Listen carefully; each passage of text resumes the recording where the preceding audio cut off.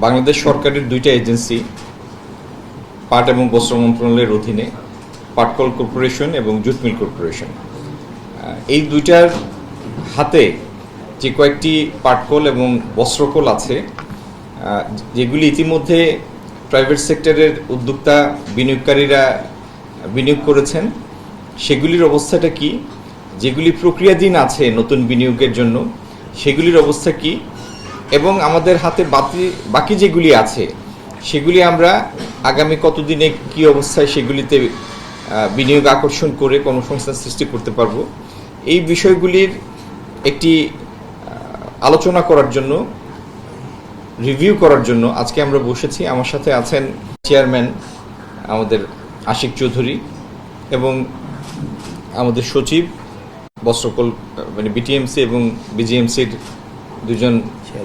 তো আমরা আমাদের আলাপের অনেকখানি তো আপনারা নিজেরাই শুনেছেন, আমাদের যারা পরিচালনা করছেন বিনিয়োগকারীরা তাদের মুখেই আপনারা শুনেছেন তারা কি পরিমাণ বিনিয়োগ করেছেন, কি পরিমাণ কর্মসংস্থান সৃষ্টি করেছেন, তাদের টার্নওভার কি, তাদের প্রজেক্টের টার্নওভার কি, ইত্যাদি ইত্যাদি।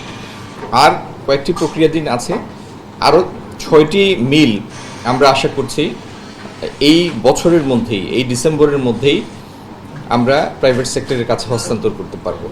এবং প্রতিটিতেই আমাদের প্রত্যাশা শুধু না, প্রজেকশন যেটার উপরে আমরা দিচ্ছি, প্রত্যেকটাতেই 1000-এর বেশি কর্মসংস্থান সৃষ্টি হবে, নতুন বিনিয়োগ আসবে। 200 কোটি থেকে 500 কোটি টাকা পর্যন্ত মিল ভেদে আমাদের কাছে বিনিয়োগের এস্টিমেট করা আছে, প্রজেকশন আছে।